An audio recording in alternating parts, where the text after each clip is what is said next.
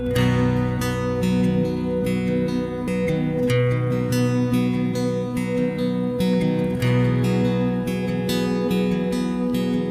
amigas y amigos, que el Señor esté contigo. Únete a mí para invocar al Espíritu Santo. En nombre del Padre, del Hijo y del Espíritu Santo. Amén.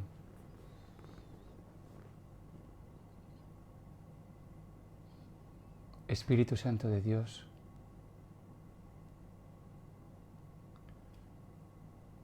ven a mí. Acude a mi llamada. Te abro mi corazón. Te invito a que entres hasta lo más profundo.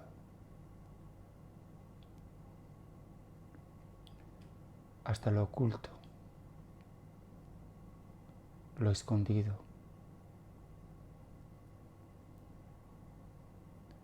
Quiero que seas mi amigo del alma.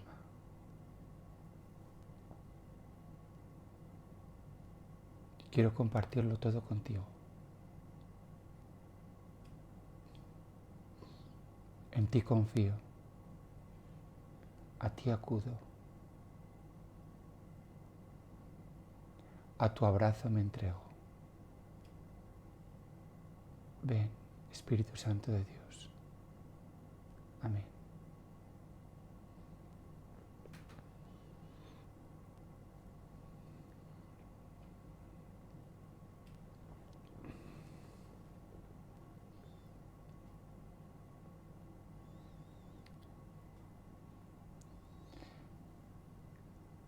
Como siempre, pues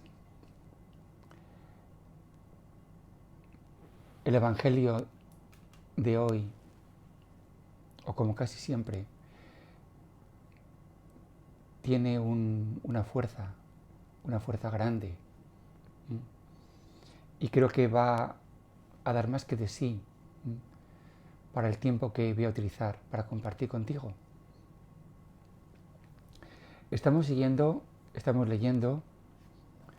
el Evangelio de San Lucas, el capítulo 18, y en el versículo 9, que es el Evangelio de hoy,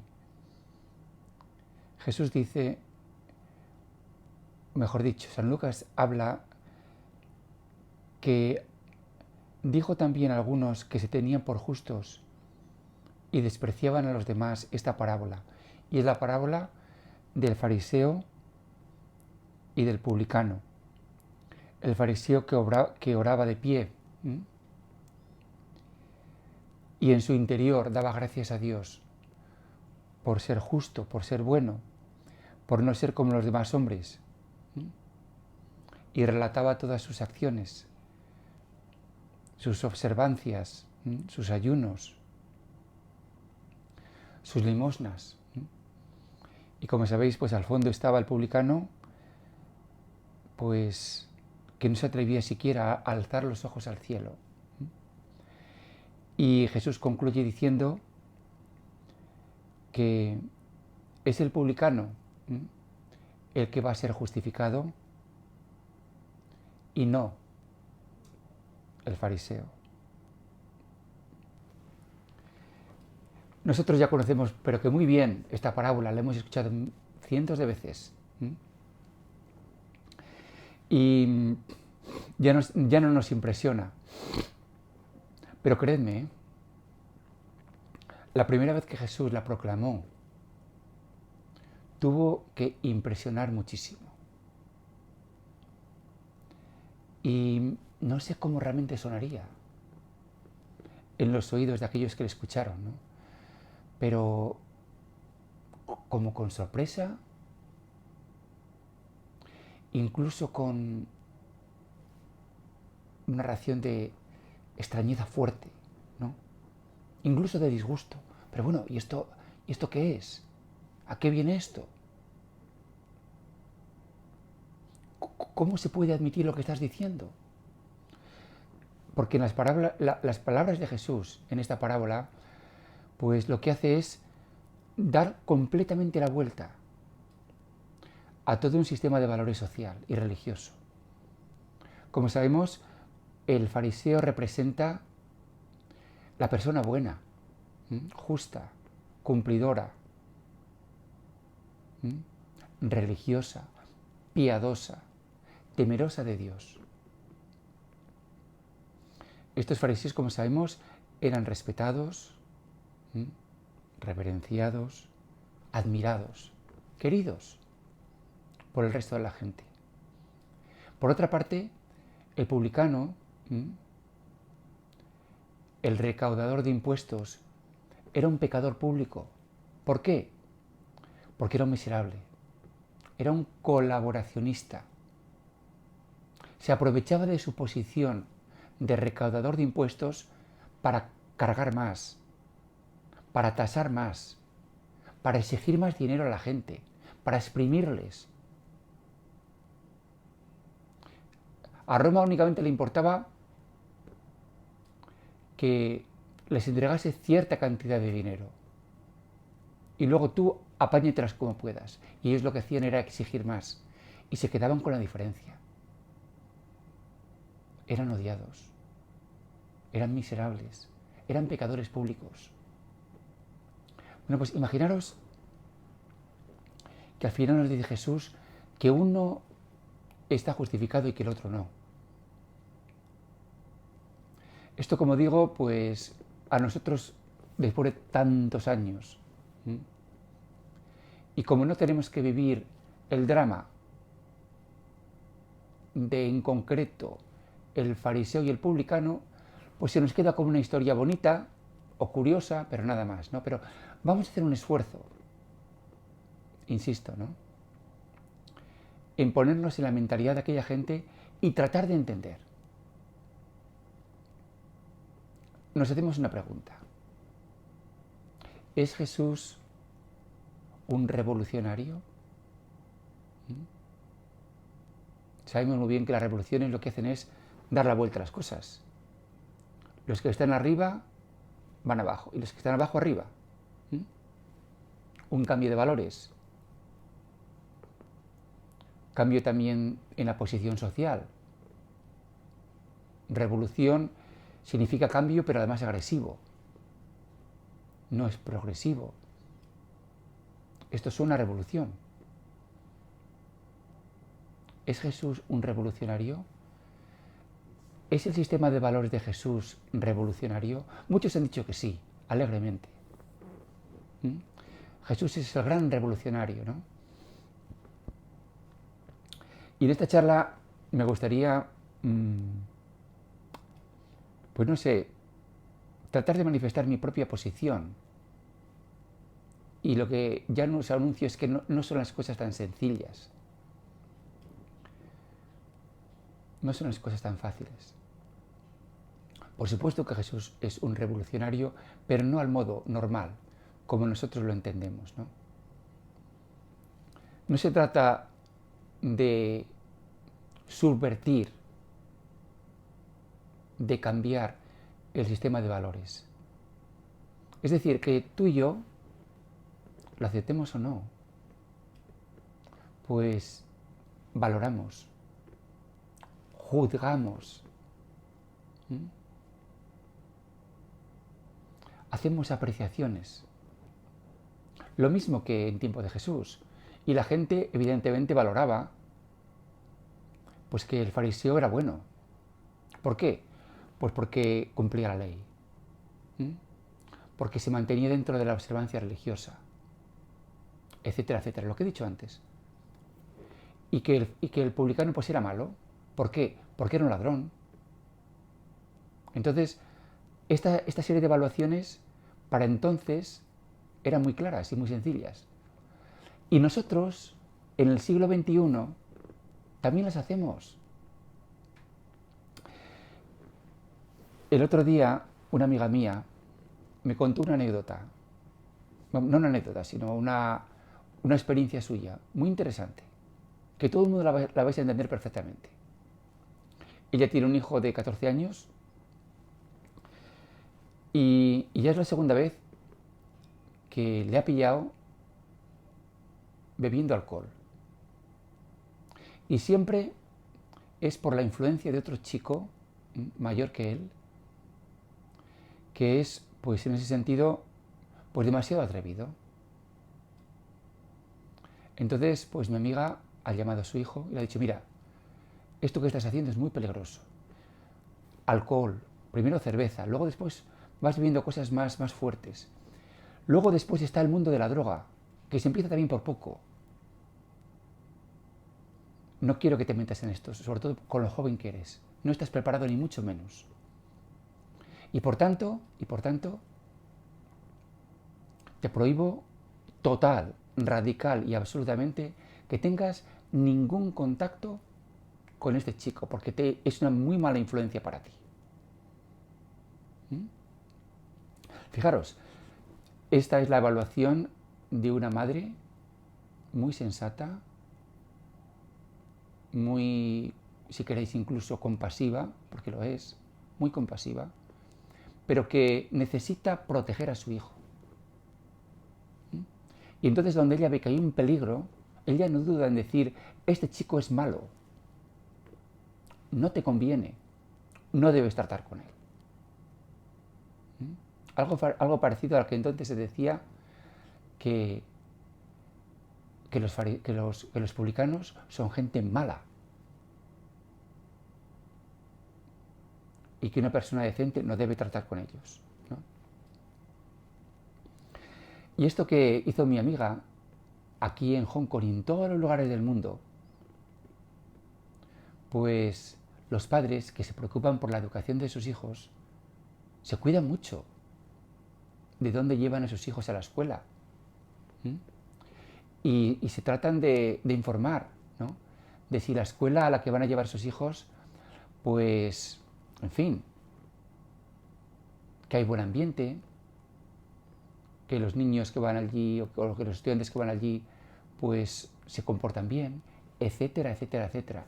Es decir, que los padres hacen continuamente evaluaciones, juicios entre los buenos y los malos. Los buenos y los malos. Y lo hacen según unos criterios muy prácticos y muy sencillos. Si los hijos estudian, mejor dicho, si los alumnos estudian, si de alguna manera pues tienen un contexto sociocultural adecuado, si no abusan de las drogas, todo este tipo de cosas que los padres saben mucho mejor que yo, ¿no? Y mi hermano, que es profesor, me dice que hoy en día pues la gente quiere ser por encima de todo, ¿no? Políticamente correcta. Y entonces, pues a la hora de manifestar sus juicios, lo hacen con mucha prevención, no siendo que de cara a la gente aparezcan como racistas, ¿no?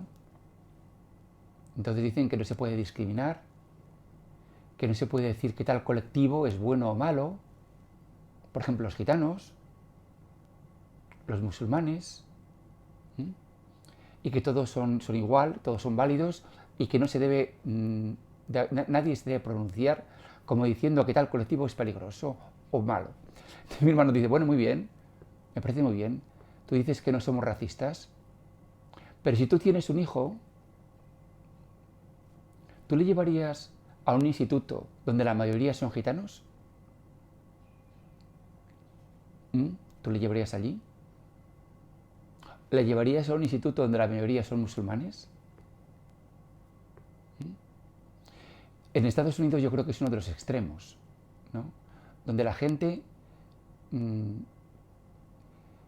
trata de evitar absolutamente contacto con los que ellos piensan que son pues gente peligrosa.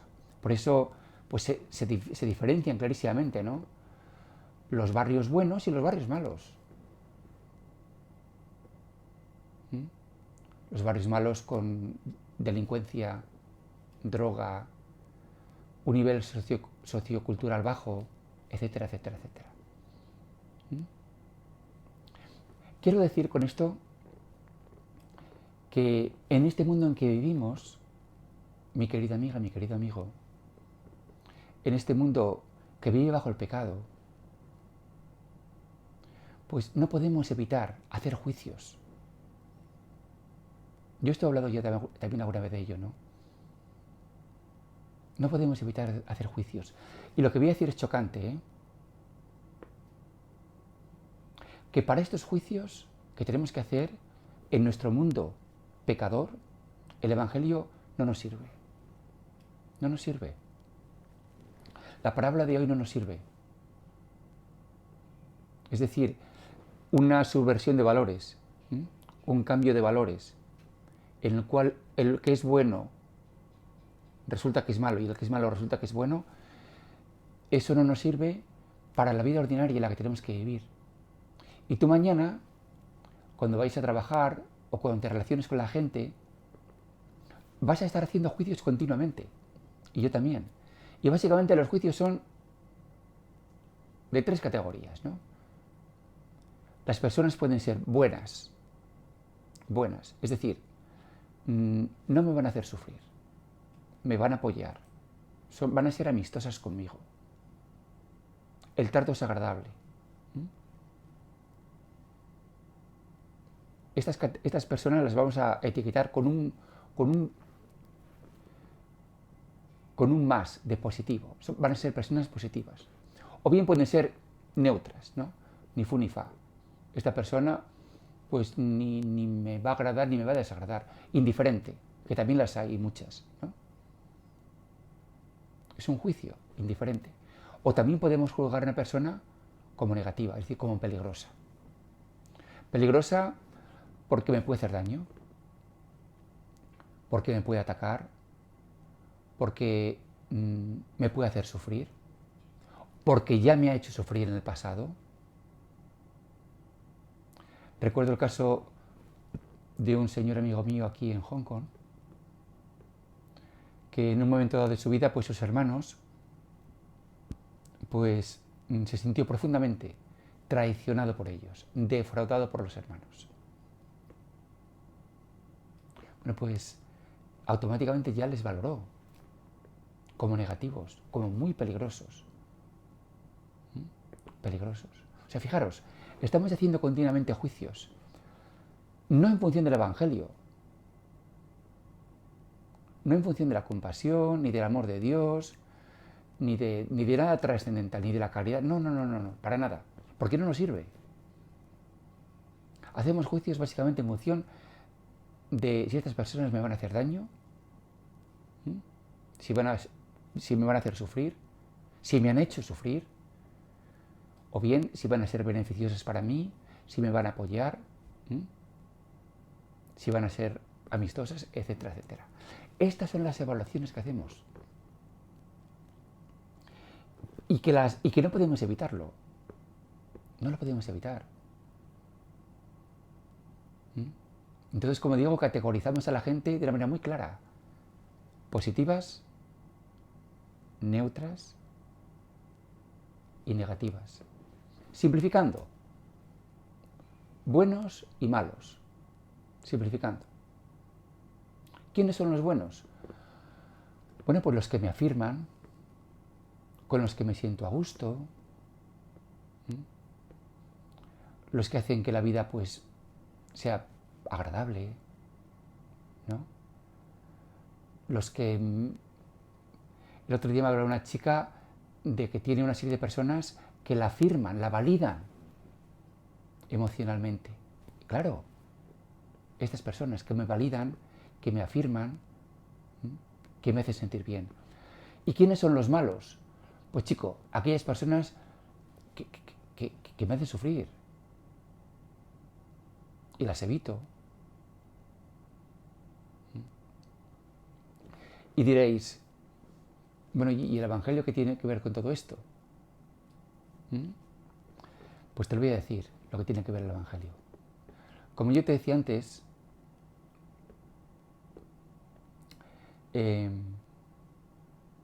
estas evaluaciones, estas valoraciones, estas estimaciones, estos juicios, son para nuestro mundo pecador, es decir, el mundo caído, el mundo en el que nos toca vivir, el mundo real, en el peor sentido de la palabra. Entonces, aquí el Evangelio tiene poco que hacer realmente. Muy poco. La cuestión es, mi querida amiga, mi querido amigo, si tú te conformas con este mundo, si dices, mira, a mí con este mundo me basta, básicamente me manejo bien, no me quejo, no necesito más, entonces realmente el Evangelio no es para ti. Y lo que te deseo es que sigas feliz, de verdad, que sigas feliz y que el Señor te bendiga. Pero es posible que a lo mejor tú que me escuchas dices, a mí este mundo no me satisface ni me convence. Busco un mundo mejor. El reino del César, es decir, este mundo, pues tengo que vivir en él, no me queda más remedio. Pero no es lo que realmente busco. Busco algo más. Busco el reino de Dios. Bueno, pues si buscas el reino de Dios, si este mundo no te satisface, si buscas el reino de Dios, ahí sí que el Evangelio sirve. Y ahí sí que el Evangelio reina. Y ahí hay otros valores, otras estimaciones, otros juicios, bien diferentes a los de aquí. Y en el reino de los cielos, los primeros son los últimos y los últimos son los primeros. Y esa es la revolución que Jesús trae. Jesús no trae una revolución de este mundo, como por ejemplo hicieron como la Revolución Francesa, que quería cambiar las estructuras de este mundo, o como la Revolución Comunista, que quiso también, siguiendo la doctrina de Marx, cambiar las estructuras de este mundo. Otra cosa es que lo consiguieran o no, pero Jesús nunca quiso esto. Jesús dijo, dad al César lo que es del César y a Dios lo que es de Dios. Y cuando Pilato le dice, entonces es que eres rey, con mucha sorna, le dice Jesús, pues claro que soy rey, porque para eso he venido al mundo, pero mi reino no es de este mundo. Porque si mi reino fuera de este mundo, mis soldados ya habrían impedido que yo hubiera caído en manos de los judíos. Pero mi reino no es de este mundo. El reino de Dios. Y el reino de Dios sí que es totalmente distinto. Totalmente distinto al reino del César, donde nos toca vivir. Y entonces también tú me dirás, bueno, ¿y cómo me como yo esto? O sea, que tengo el reino del César y el reino de Dios. ¿Y dónde estoy? Pues mi querida amiga, mi querido amigo, este es el drama. Esto es absolutamente trágico. Esto es una tragedia. Es una gran tragedia. No en el sentido de que sea para llorar, no, pero es doloroso, es una gran tensión, porque tú y yo vivimos en el mundo del César. Vivimos en el mundo del César. Y nos toca cargar con el peso de vivir en el mundo del César. Pero si queremos, si el corazón te lo pide, si sientes la llamada del Espíritu, si en tu corazón sientes que buscas más, también puedes vivir en el reino de Dios. Entonces vivirás una doble vida. Ya lo he dicho alguna vez. Una doble vida. Como tuvo que vivir Jesús. Con el cuerpo, si queréis, o con una parte de nuestro ser, aceptando la dolorosa realidad de este mundo de pecado, donde existen las valoraciones, donde existen los buenos y los malos, donde existen los publicanos y los fariseos, donde existen los barrios de gente bien y los barrios de gente mal, donde existen las escuelas elegantes, distinguidas, donde todo el mundo quiere llevar a sus hijos, porque allí sí. Y también están las escuelas, pues eso, donde nadie quiere ir y nadie quiere llevar a sus hijos. Y el que va es porque no tiene más remedio. Eso es en este mundo, pero el reino de Dios no es así. El reino de Dios no es así. El reino de Dios, San Pablo habla de justicia, paz y gozo en el Espíritu Santo. Es otra dimensión. ¿Y dónde está esa dimensión? No está en ningún lugar, no es un lugar. Está aquí, porque si no está aquí no está en ningún sitio. Está donde tú estás. Jesús dice, está en vuestro corazón, ya está aquí. Y tú dirás, y bueno, ¿y cómo puedo vivir el mundo del Espíritu? ¿Cómo puedo vivir en el reino de Dios? Esta es la gran pregunta.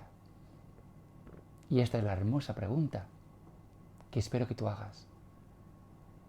Que al final digas, no me basta el reino del César, no me basta este mundo donde tenemos que hacer valoraciones, donde tenemos que separarnos, donde tenemos que vivir con miedo, donde existe el racismo, donde existe el dolor, donde existe el pecado, donde tenemos que protegernos unos de otros, porque si no te matan, si no te hacen daño.